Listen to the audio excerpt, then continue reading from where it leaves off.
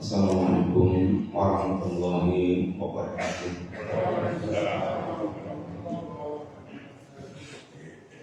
Innalhamdulillah wassalatu wassalamu ala rasulillah wa ala alihi wa ashabihi wa awala wa la hawla wa la quwwata illa billah, amma ba'du. Alhamdulillah, Bapak Ibu jamaah sekalian rahimani wa rahimakumullah.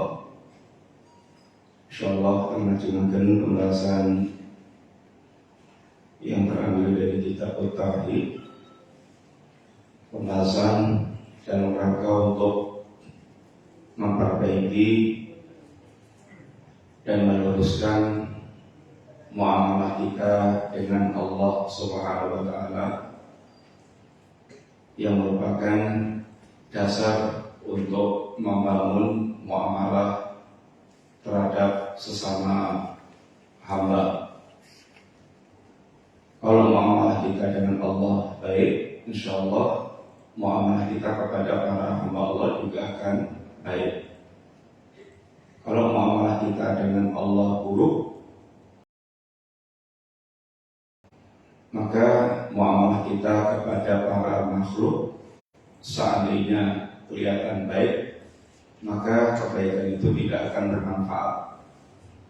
Kalau muamalah kita dengan Allah bagus, baik, lalu ada kekurangan-kekurangan kita dalam bermuamalah kepada para hamba Allah, insyaallah Allah akan banyak memberikan ampunan.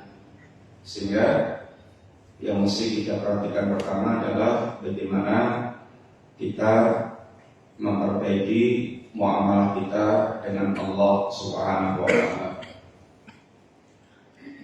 Pembahasan kita masuk pada minal imani billah as-sabru ala aqdarillah.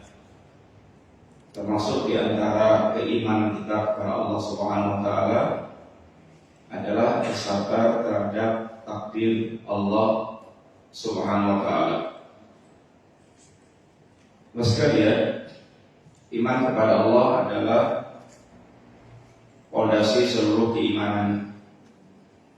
Semua yang lainnya kita imani karena kita beriman kepada Allah Subhanahu wa taala. Dan termasuk di antara keimanan kita kepada Allah, yang harus kita imani kepada Allah, tentang Allah itu sangat banyak sekali. Kalau diringkas, keimanan kita kepada Allah itu berkaitan dengan iman terhadap rububiyah Allah, iman terhadap uluhiyahnya Allah, dan iman terhadap ini seluruh nama dan sifat Allah Subhanahu wa taala. Iman terhadap rububiyah Allah artinya mengimani bahwasanya Allah Subhanahu wa taala Sang Pencipta alam semesta yang memiliki seluruh alam jagat raya, yang menjamin rezeki para hamba, yang memiliki segala-galanya. Ini semuanya adalah berkaitan dengan rububiyah Allah Ta'ala. Iman kepada uluhiyahnya Allah, yaitu iman bahwa hanya Allah satu-satunya yang berhak disembah. Sehingga apabila ada sesembahan selain Allah, itu adalah sembahan yang batil, sembahan yang rusak, sembahan yang palsu, karena tidak memenuhi persyaratan untuk disembah. Yang berhak disembah itu yang memiliki rububiyah dan memiliki kesempurnaan sifat. Yang tidak memiliki rububiyah, tidak mencipta, tidak memiliki alam semesta, tidak menjamin ini rezeki para hambanya, maka ini tidak layak untuk disembah. Wong nggak mencipta, nggak punya apa-apa, nggak bisa memberi, kok disembah? Apanya yang diharapkan dari sembahan yang tidak memiliki apa-apa, yang tidak mencipta tersebut? Dan selain Allah Subhanahu wa taala itu, Bapak sekalian, adalah makhluk, dan makhluk itu asalnya adalah fakir.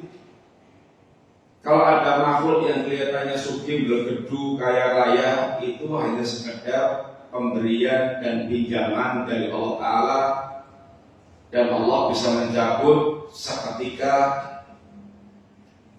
Orang punya harta banyak, kemungkinannya dua untuk hilangnya itu. Allah timbulkan bencana sehingga dia kehilangan harta, sawah searat-arat atau tanahnya searat-arat di mana-mana. Nah, kalau kemudian ada gempa terus tanahnya melaku, geser, pindah, hilang tanahnya, hilang, ya udah hilang tanahnya. Atau hartanya diambleskan kayak korun, sehingga hartanya semuanya ludes, ambles. Rekeningnya di bank malah digondol sama banknya sehingga ngaplu. Ya, pokoknya gampang Allah untuk menghilangkan hartanya. Pejabat dari pejabat tinggi langsung copot juga bisa, langsung hilang jabatan juga bisa. Yang jelas Allah sangat gampang untuk menghilangkannya. Terus kalian, atau kamu enggak, mager-mager semuanya masih utuh semuanya, lalu Allah matikan. Ya, kalau mati kan terpisah semuanya dan hilang semuanya, enggak dia miliki lagi. Intinya kalau ada makhluk yang kelihatan sugih, kaya raya, punya apa-apa dan segalanya itu merupakan pinjaman, pemberian dan pinjaman dari Allah Subhanahu Wa Taala, sewaktu-waktu bisa diambil oleh Allah Taala. Kalau nggak diambil hartanya, diambil orangnya, sehingga bisa. Kemudian sekalian, sehingga karena makhluk itu asalnya fakir, maka nggak layak disembah. Sehingga kalau ada makhluk disembah, maka itu adalah sembahan yang batil. Kemudian yang wajib kita imani tentang Allah itu tentang sifat Allah yang maha sempurna. Sifat-sifat Allah yang maha sempurna, bahwasanya Allah itu memiliki sifat yang sempurna mutlak, yang dikenal dengan istilah Asmaul Husna. Allah memiliki nama-nama yang indah. Setiap nama Allah itu mengandung sifat Allah itu sifat yang sempurna, sehingga orang yang mereka mengimani Allah Subhanahu Wa Taala seperti ini akan muncul pengagungan terhadap Allah Taala dengan pengagungan yang sebenarnya. Kenapa ada orang punya pendapat bahwasanya agama ini hanya cocok untuk zaman 14 abad yang lalu, zaman Kanjeng Nabi Gesang?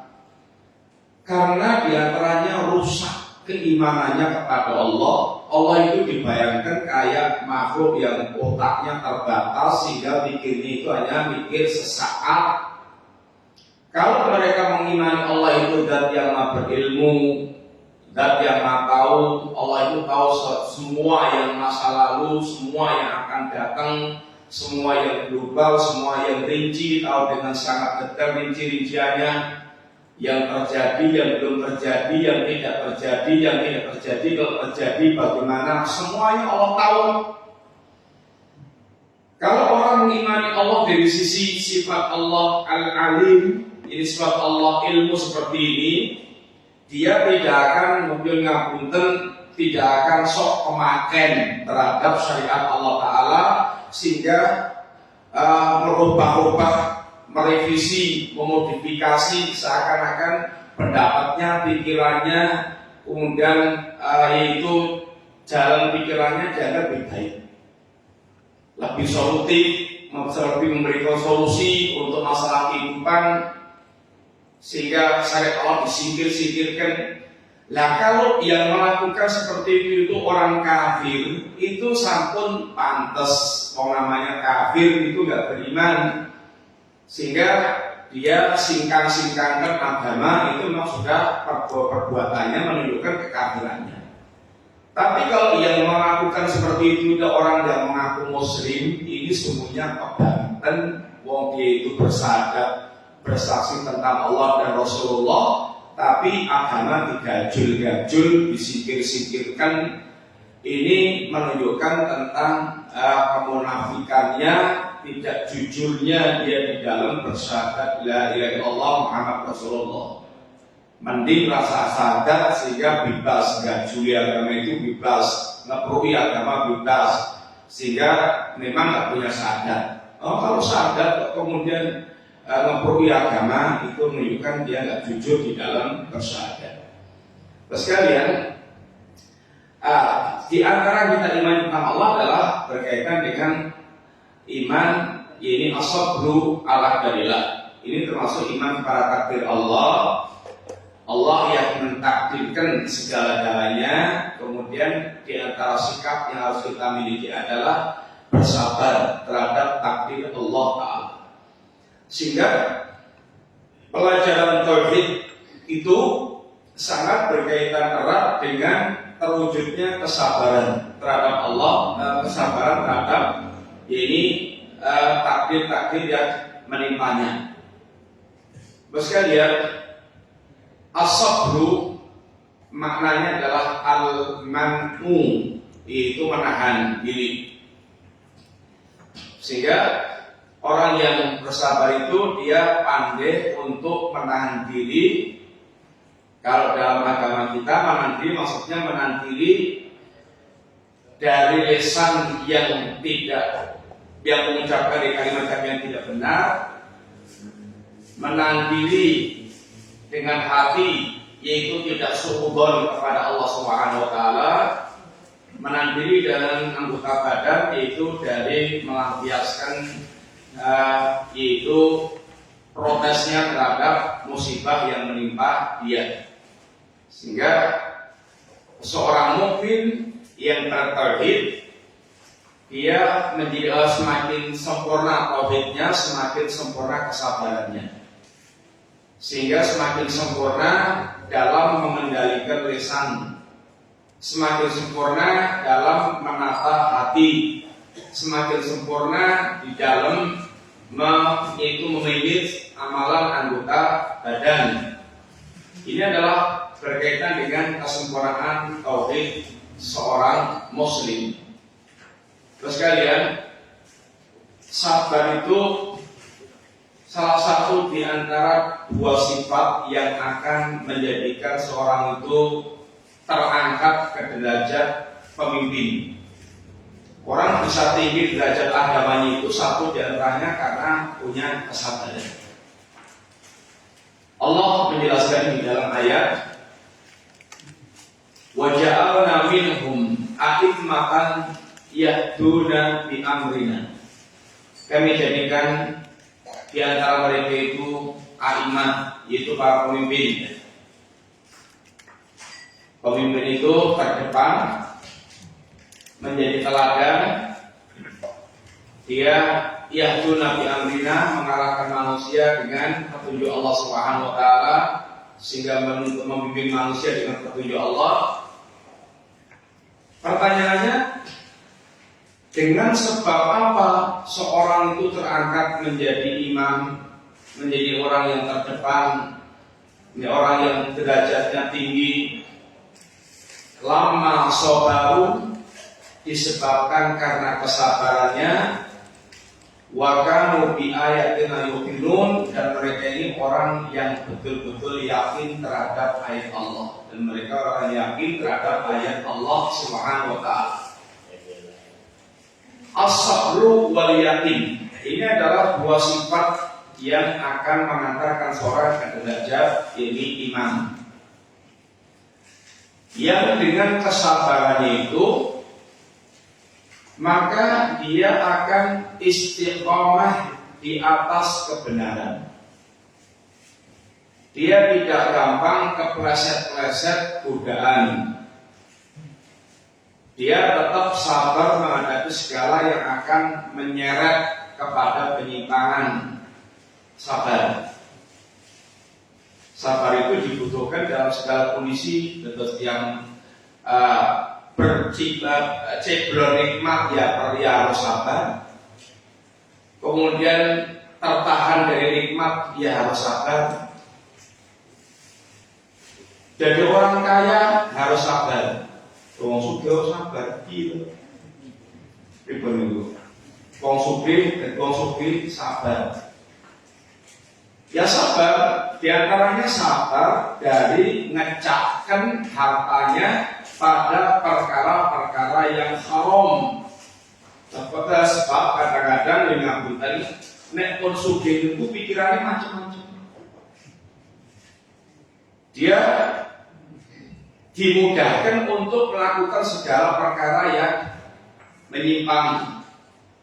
Arep mendem nggih saged, arep berzina nggih saged, arep terbege markas perjudian nggih saged, ajeng sembarang karir saged.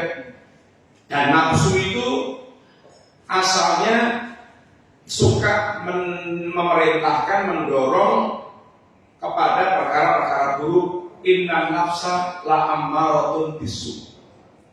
Nafsu itu cenderung memerintahkan kepada perkara-perkara yang jelek. Sehingga untuk menahan diri dari membelanjakan harta kepada hal-hal yang haram itu membutuhkan kesabaran. Demikian juga diberikan Allah jabatan, kekuasaan, ini juga perlu sabar. Sabar untuk tidak menggunakan dari nikmat itu untuk sombong, sewenang-wenang, kemudian mumpung berkuasa, menindas dan seterusnya. Ini butuh kesabaran. Karena dia diberikan fasilitas untuk bisa melakukan hal-hal dengan mudah untuk memuaskan nafsunya. Sehat ya butuh sabar. Sehat juga bagaimana sabar untuk mengendalikan dari hal yang buruk. Demikian juga ketika kita nikmatnya, jelas membutuhkan kesabaran. Miskin butuh sabar. Miskin diantaranya sabar untuk tidak meminta-minta kepada manusia, ngetoke, melaratnya. Ini menunjukkan ketidaksabarannya. Kalau minta kepada Allah SWT, yang ngapunten, harga diri seorang muslim itu diajarkan Nabi, wa izzu, dan izzahnya seorang mukmin itu istighna'uhu 'anil nas, merasa tidak butuh kepada manusia, cukup dengan apa yang Allah berikan kepada dia. Dia tidak meminta-minta, terang-terangan maupun isyarat. Minta terang-terangan dan jaluk, terang-terangan jaluk.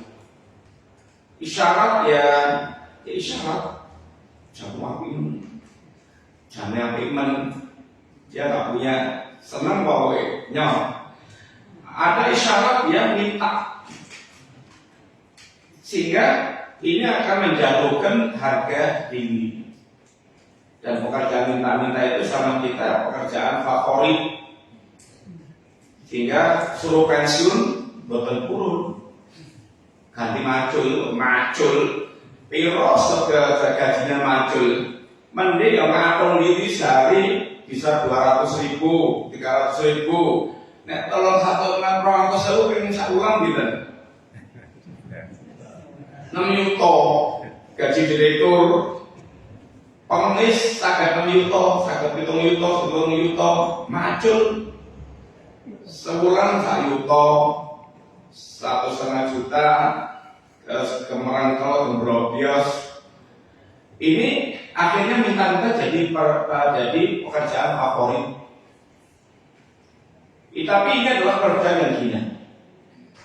Kalau Rasulullah menerangkan orang yang suka minta-minta itu nanti di akhirat kelak akan datang kepada Allah dalam keadaan mukanya itu complong-complong dari daging kayak jelantong, sehingga seperti nggak punya muka. Kalau orang bilang nggak punya muka itu rai gede, randisin, karena sesungguhnya itu muka ini adalah simbol rasa malu. Sehingga kalau orang bilang terus rai kok mendi, Waiku toko ngendi, toko longan, toko laci. Artinya betul-betul bagaimana dia merasa menanggung rasa malu. Terus ya, nah ini adalah Nabi ingatkan. Ya, kalau orang miskin itu sabar dengan ketidakpunyaannya. Kalau mengharap minta kepada Allah, sabar dengan menempuh usaha dia, dan tidak, yaitu menunjukkan yaitu dia menggantungkan kepada orang lain. Kemudian sekalian, sabar ada dalam 3 hal. Para ulama menjelaskan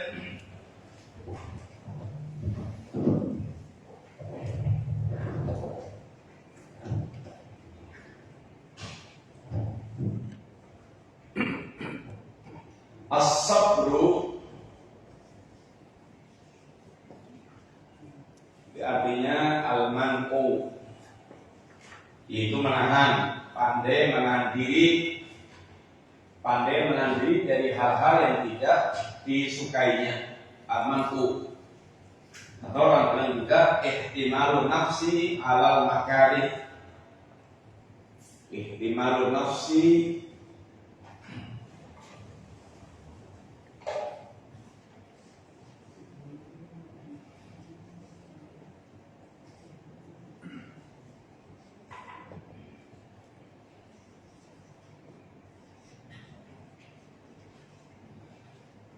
ihtimal nafsi ala makari, kemampuan jiwa untuk menanggung hal-hal yang tidak dia sukai, sehingga dia tetap di jalur yang benar, menahan diri dari hal-hal yang tidak dia sukai. Walaupun tidak dia sukai, dia tetap bertahan di atas jalan yang benar. Itu adalah bentuk kesabarannya. Sabar itu dalam perkara satu, as-sabru fi ta'atillah,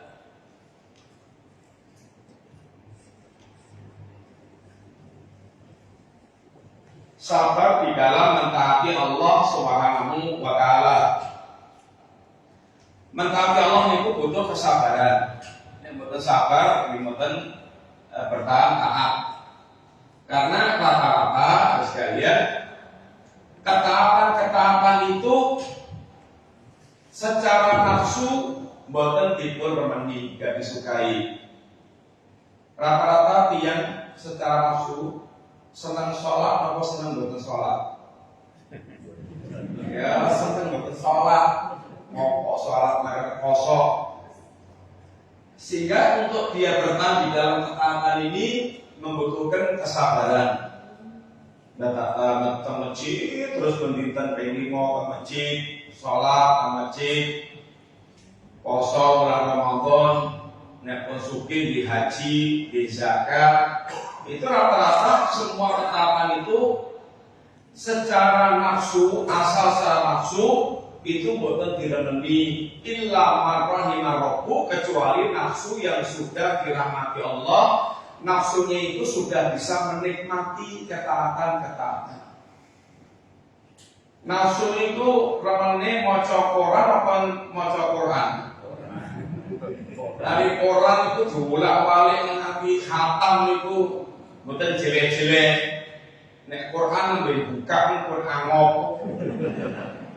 Tapi nek pun ditutup mboten celing, padang jinglang. Sehingga untuk ketaatan ini meletakkan kesabaran, butuh kesabaran. Yang kedua, sabar di dalam menjauhi maksiat, maksiatilah.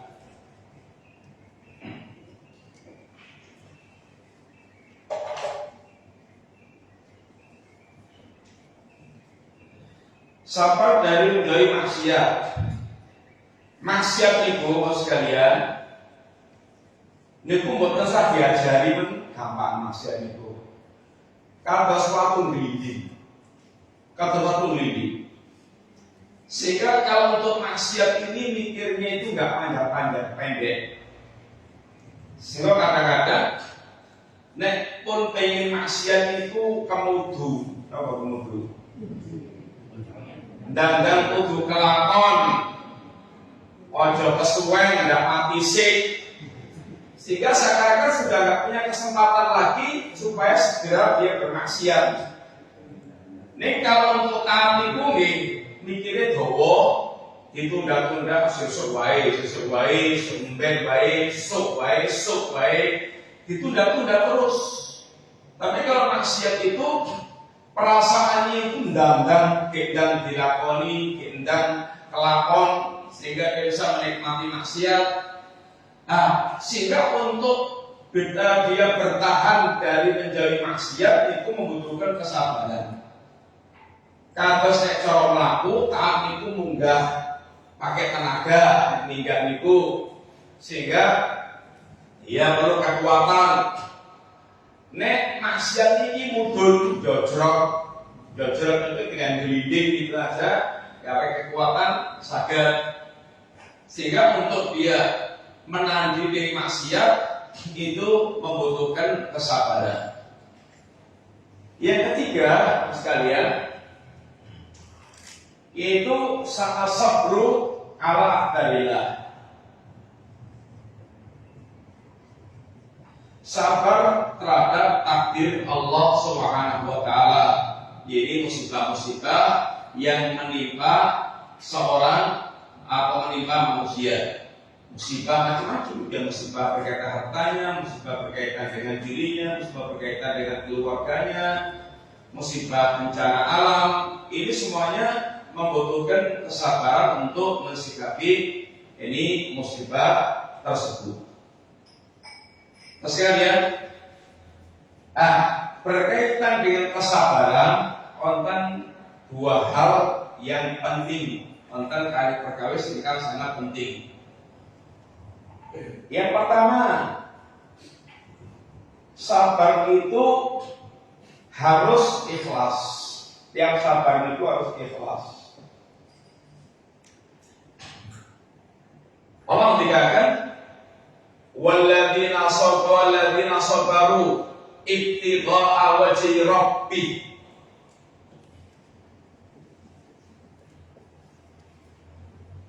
Walladzina sabaru ibtigha'a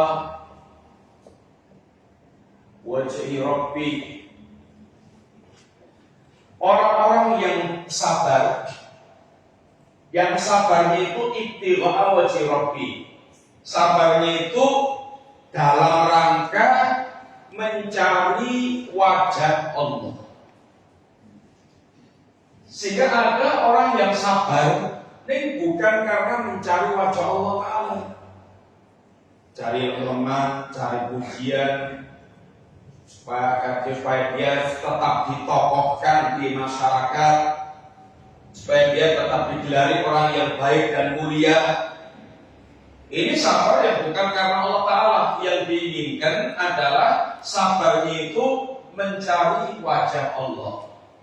Kesami karena orang yang lainnya sama-sama sedekah, yang satu ke sedekah ibtigha'a wajhi rabbi, sedekah mencari wajah Allah, yang satu sedekah yang dengan segala motivasinya.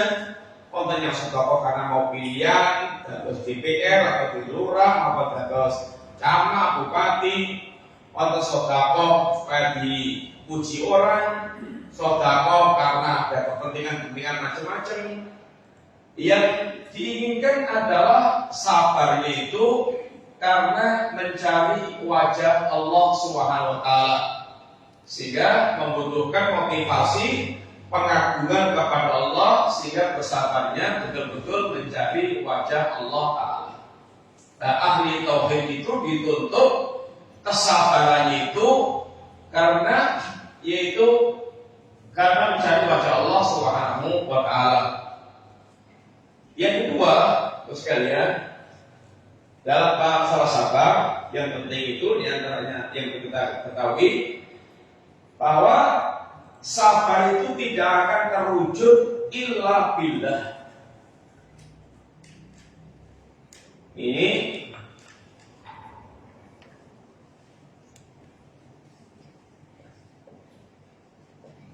tidak akan terwujud kesabaran kecuali dengan pertolongan Allah Ta'ala.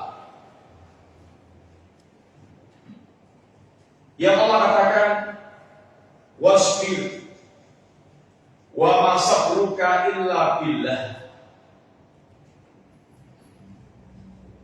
Wasbir wa ma sabruka illa billah. Bersabarlah kamu, dan tidaklah kamu itu bisa bersabar illa billah kecuali dengan pertolongan Allah Subhanahu wa taala. Karena sabar itu tidak akan terjadi kecuali dengan pertolongan Allah. Yang harus kita lakukan itu pertama doa. Doa minta kepada Allah agar betul Allah memberikan kesabaran. Sehingga di antara doanya kaumnya Fir'aun, kaumnya ini tukang sihirnya Fir'aun yang masuk Islam, kemudian disiksa oleh Fir'aun, diancam untuk disalib, dipotong tangan kanannya, potong tangan kirinya, disalib, diancam untuk dihabisi. Maka doanya ini afrik alina sabrun, ya Allah limpahkan kepadaku kesabaran. Sehingga betul-betul sabar itu harus kita minta kepada Allah Ta'ala. Karena kita tidak akan mungkin bisa bersabar, kita tidak akan bisa bersabar sholat jamaah, tidak akan bisa bersabar menuntut ilmu, tidak akan bisa bersabar melakukan ketaatan-ketaatan, meninggalkan kemaksiatan, ya, menerima musibah, kecuali dengan pertolongan Allah. Orang yang tahu bahwa apa yang kita mudah, apa yang kita lakukan dengan mudah, yang bisa kita lakukan dengan mudah ini adalah pertolongan Allah, dia tidak akan ujub. Dia tidak akan sombong, tidak akan kagum dengan dirinya, karena toh kalau dia bisa melakukan dimudahkan dalam segala perkara, itu betul-betul sadar itu adalah pemberian Allah Ta'ala. Sehingga boten ini ujub, tidak tertipu dengan dirinya, seakan-akan dia adalah orang yang gudeng, hebat, sehingga dia bisa melakukan sesuatu yang besar. Seorang mukmin akan senantiasa tawadhu karena dia tahu apa yang dia lakukan itu dimudahkan segala-galanya itu semata-mata adalah pertolongan Allah Subhanahu wa taala. Sehingga kita selalu harus minta kepada Allah agar Allah mencurahkan kesabaran kepada ini kita. Yang kedua sekalian, ikhtiar. Ikhtiar ini bukan apa ya, bukan ikhtiar, dia terpilih. Usaha, ikhtiar bahasa Indonesia itu usaha, sa'yu.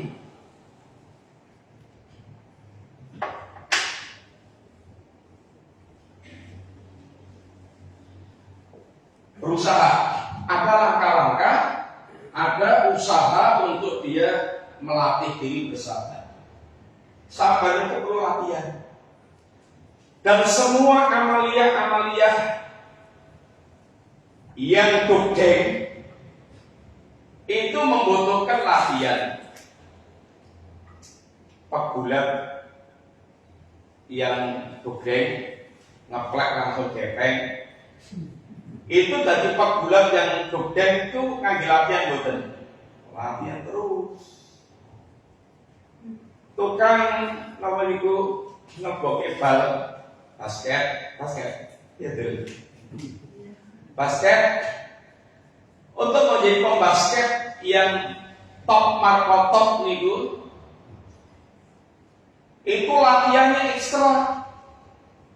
Kadang malah turu ke lapangan basket, terus dia ngeboke basket itu paling 1000. Latihannya bledel dan betul-betul melebihi yang lainnya.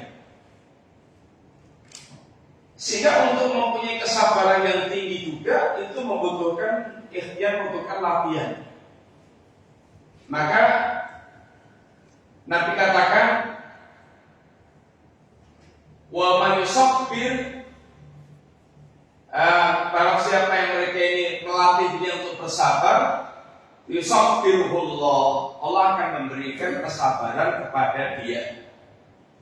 Innamal ilmu bitta'allum, ilmu itu dicari dengan cara belajar, dikit-dikit, dikumpulkan dikit-dikit, nanti terus bertambah ilmunya jadi banyak. Wa innamal ilmu bittahallum, untuk bisa menjadi ilm santun, tidak berangasan, hati-hati, pelan-pelan, penuh perhitungan, itu perlu latihan. Perlu latihan.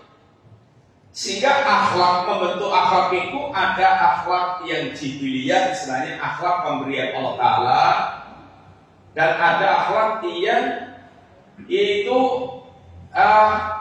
kasbiyah, yaitu akhlak yang dia usahakan, muktasab, akhlak yang dia usahakan. Jibiliyah, ada orang Allah berikan watak dasarnya itu penyabar, sabar banget, tapi itu pemberian Allah Ta'ala. Ini adalah pemberian yang Masya Allah, diberikan kesabaran seperti itu adalah pemberian yang sangat besar. Tapi ada orang yang watak dasarnya itu bukan sabaran, tapi bukan berarti nggak bisa sabar, bisa bersabar, tapi perlu latihan. Dan latihannya itu olah untuk menjadi bersabar itu semuanya diganjar oleh Allah Ta'ala. Setiap upaya dia untuk menjadi orang yang bersabar, itu usahanya itu diganjar oleh Allah Ta'ala. Sehingga akan dikatakan wa may yatasabbar yusabbirullah, barang siapa akan berlatih sabar, wa may yatasabbar yusabbirullah, barang siapa yang dia berlatih sabar, Allah akan berikan kesabaran kepada dia. Wa man yatasabbar yusabbirullah.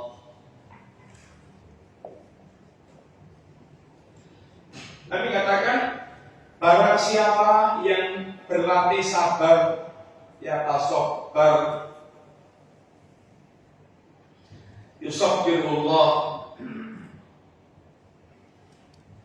Allah akan berikan kesabaran. Sehingga untuk menjadi orang bersabar itu memang harus butuh latihan. Dilatih supaya dia ini bisa menjadi sabar. Ya, bicara yang pelan juga bicara pelan, santun juga membutuhkan latihan. Dari tinggal di pinggir laut, hutan, kalau ngomong bengok, wancang, kemudian tinggal di kota, itu untuk menyesuaikan biar juga pakai latihan. Wasnya kota ngomong kalau jarak setengah meter, ngomong ke hutan, ini tengah laut. Ini membutuhkan kesabaran, itu membutuhkan latihan. Nah, sabar juga membutuhkan latihan. Terus sekalian, itu sekilas berkaitan dengan sabar yang perlu kita pahami. Saat ini mau kita tinggali ayat baik hadis dan keterangan yang berkaitan dengan masalah kesabaran. Yang pertama, istilah Muhammad Dios.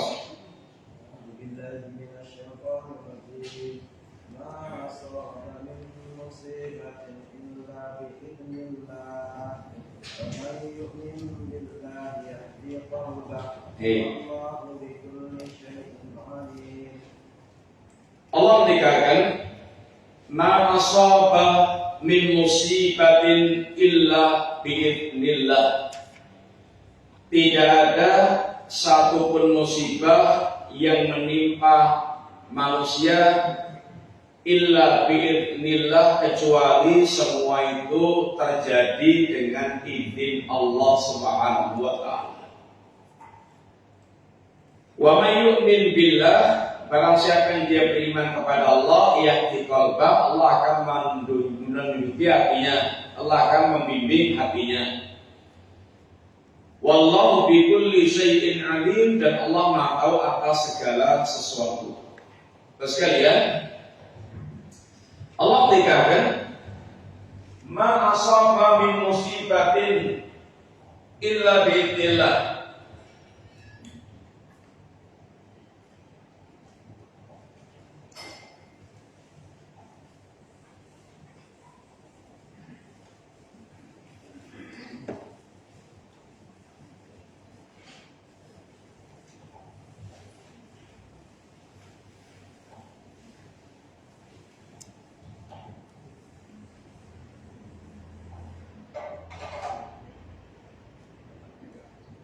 Ma asaba min musibatin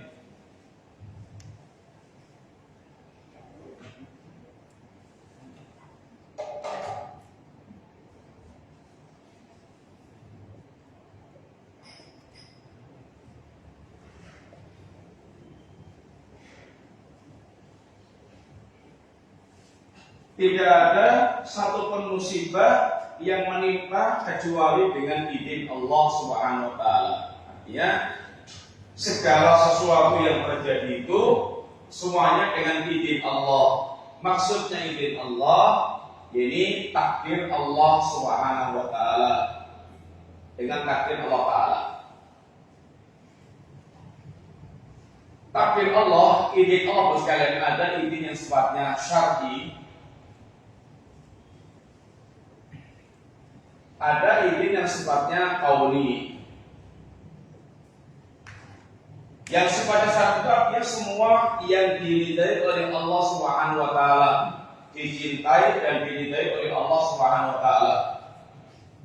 Semua takdir-takdir Allah yang Allah cintai dan Allah ridhoi itu disebut dengan takdir syar'i atau idznullah atau izin Allah yang syar'i. Kemudian yang qauli, semua kejadian yang terjadi dengan kehendak Allah, yang tidak setiap kehendak Allah itu Allah cintai. Qauli itu ada yang Allah cintai, ada yang Allah cintai, ada yang Allah tidak cintai. Tapi pasti ada hikmah di balik itu. Ada hikmah di balik setiap yang diinginkan oleh Allah Ta'ala. Apa mungkin Allah menghendaki sesuatu yang tidak Allah cintai? Ya sangat mungkin. Kita aja manusia bisa menghendaki melakukan sesuatu yang tidak dia sukai. Tapi di balik itu ada hikmah. Ada hikmah. Contoh umpamanya nguntal obat. Nguntal obat. Obat kan bukan nguntal. Nguntal obat air niku remen apa mboten? Disenengi apa mboten?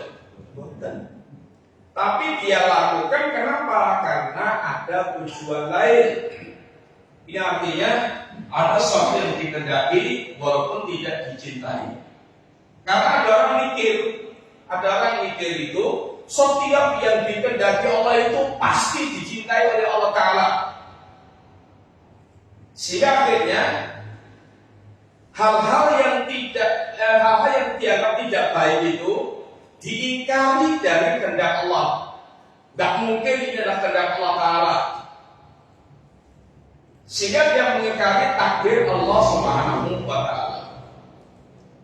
Sekalian, musibah yang menimpa manusia itu kadang-kadang dari sisi manusia itu kelihatan tidak menyenangkan, sekilas tidak menyenangkan. Tapi di balik musibah itu banyak yang ingin Allah kehendaki, banyak yang akan Allah kehendaki. Contohnya umpamanya Allah ketika timpakan musibah, la'allahum yarji'un, agar mereka itu mau kembali kepada Allah Ta'ala. Allah berikan peringatan, Allah ini timpakan sebagian musibah supaya manusia mau kembali kepada Allah.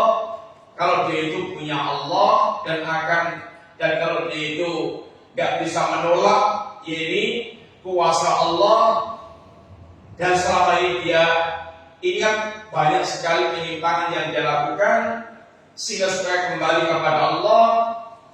Sehingga Allah katakan dalam ayat fafirru ilallah,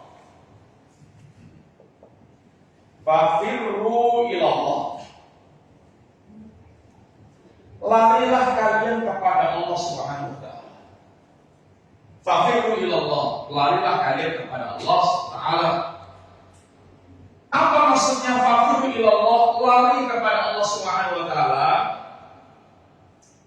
Kalau kita ini tadinya itu adalah orang yang banyak menyimpang, menjauh dari Allah, meninggalkan ketaatan, melakukan maksiat, melakukan segala macam bentuk-bentuk ini penyimpangan, fafirru ilallah, segeralah kembali kepada Allah. Dengan cara apa? Dengan cara bertobat kepada Allah Subhanahu wa taala. Fafirru ilallah dengan cara apa? Dengan cara mentaati Allah Subhanahu wa taala. Sehingga fafirru ilallah itu melakukan aktivitas semakin mendekat kepada Allah taala. Lari dari maksiat kepada taat, lari dari syirik kepada tauhid, lari dari bid'ah kepada sunnah, lari dari kekafiran kepada iman. Termasuk fafirru ilallah adalah lari dari ketaatan yang biasa kepada ketaatan yang berkualitas, dari Islam ke iman ke ihsan, dari orang yang sekedar melaksanakan kewajiban naik ke derajat iman, naik ke derajat ihsan. Sholat ya sholat, tapi sholatnya sekedar tetapi wajib, gugur ke wajib, sehingga sebagian orang bilang pokoknya harus gugur ke wajib, sehingga asal pokoknya kewajibannya sudah ditunaikan. Ini menunjukkan kualitas keislamannya. Islam tingkatan Islam. Naik lagi iman. Sholat itu sudah mulai ini dengan kesadaran. Ini adalah bentuk keimanan dia kepada Allah. Dia berusaha untuk selalu menjaga sholatnya, memelihara sholatnya, kesadaran ini sebagai hamba Allah, wajib sholat. Naik lagi ke tingkat ihsan, menjadikan sholatnya itu sholat yang betul-betul dia sampai pada tahap menikmati sholat, sehingga sholat itu sebuah kebutuhan. Bahkan dia betul-betul bisa merindukan sholat tersebut. Seperti Rasulullah SAW yang sholat itu tempat istirahat, membuat hatinya celes, hatinya itu betul-betul yaitu sangat menikmati dengan amalan sholat itu.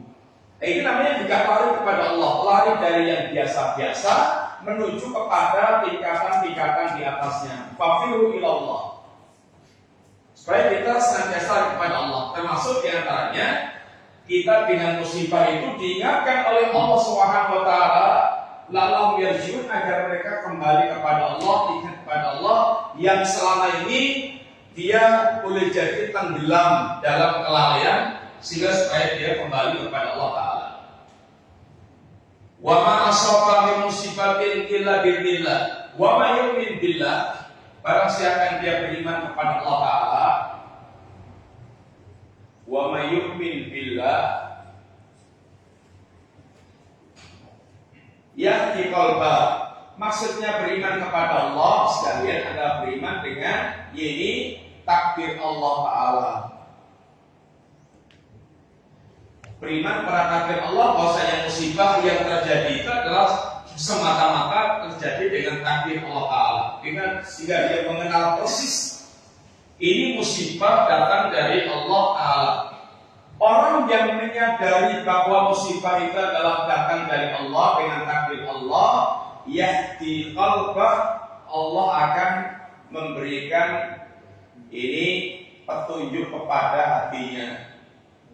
Yahdi qalbah, hatinya akan Allah tunjuki. Ini Allah tunjuki, hatinya akan mensikapi musibah dengan cara yang benar, Nah sekalian, sudah kali orang yang menghadapi musibah tingkatannya itu macam-macam.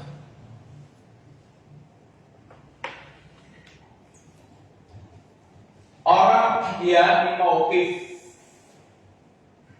orang yang mereka kena musibah itu sikapnya macam-macam. Satu, la yasbir,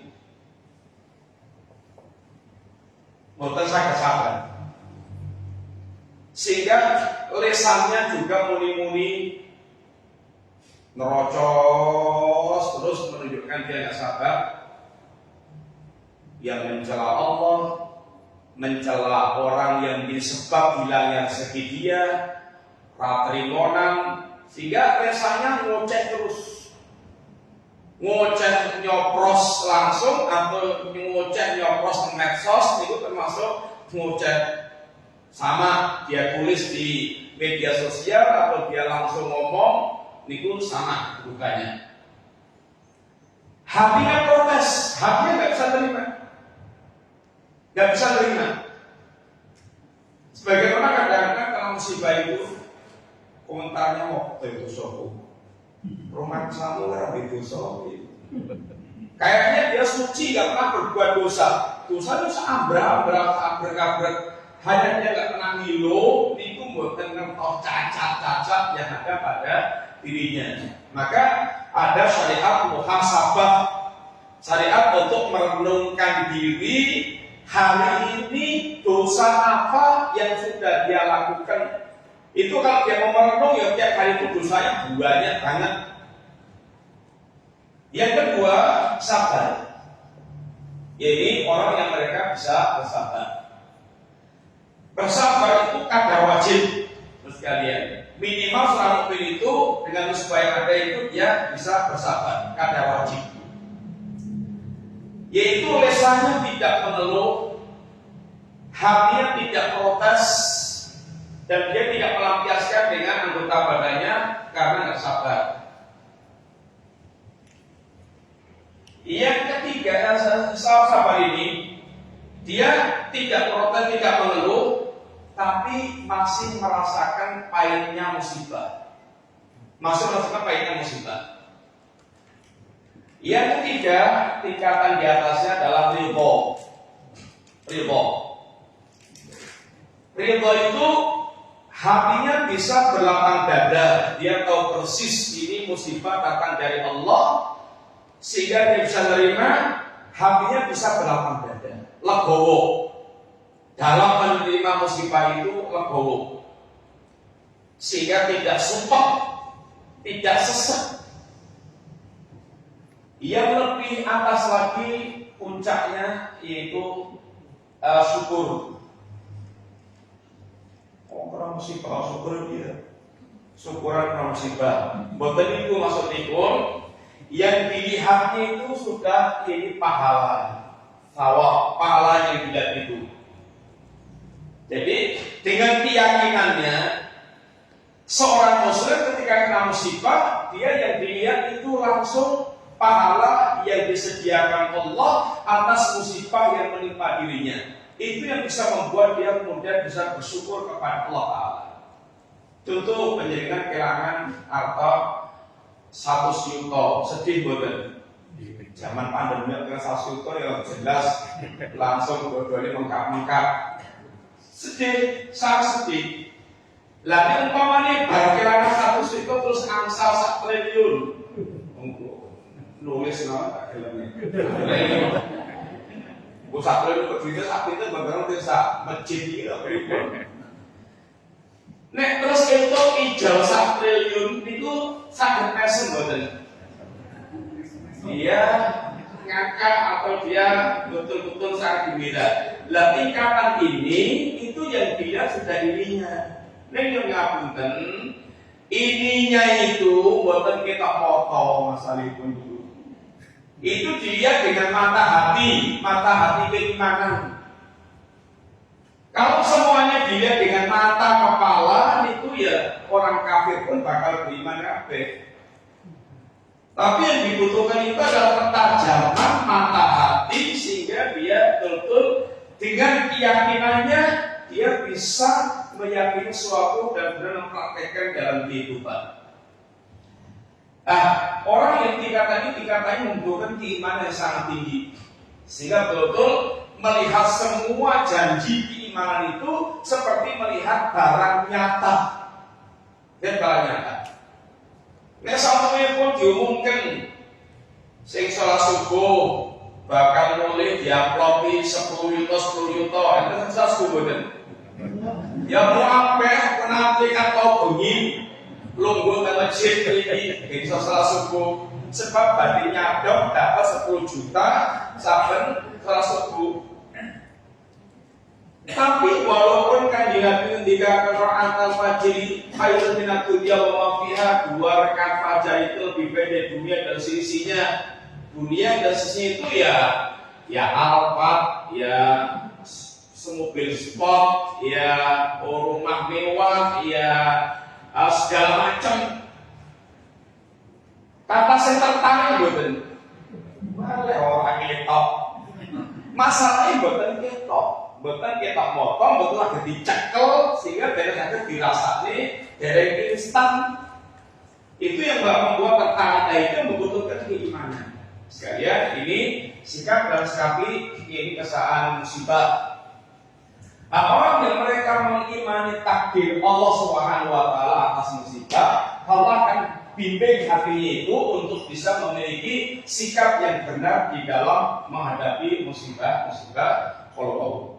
Sekalian itu yang saya terangkan untuk bermanfaat. Insyaallah kalau kita laksanakan dari datang Rasulullah ala nabiyina Muhammadin terbaik. Bismillah, mau bertanya, apakah orang yang sudah berhijrah terus mendapatkan cobaan terus-menerus, apakah itu termasuk menghapuskan dosa atau mengangkat derajat? Iya, menghapuskan dosa. Jadi penghapusnya itu banyak banget. Dosa itu banyak banget. Satu diantaranya adalah musibah-musibah yang ditimpakan Allah, itu akan menggugurkan dosa kita. Sekecil apapun musibah itu, sekedar kata Nabi, ini syaukah, yaitu duri yang nusuk kita itu akan menggugurkan dosa. Capeknya menggugurkan dosa, lelahnya menggugurkan dosa, pikirannya terforsir itu menggugurkan dosa.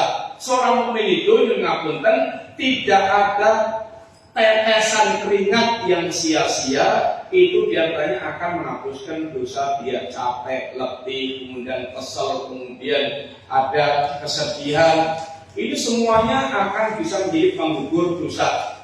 Dan terkadang orang yang hijrah itu ya Allah akan uji juga apakah hijrahnya itu serius atau enggak. Diuji. Kalau hijrahnya serius, imannya serius, ya dia tidak akan terpengaruh dengan ujian apapun. Artinya diuji bentuk apapun, wis tak niati, kata orang itu.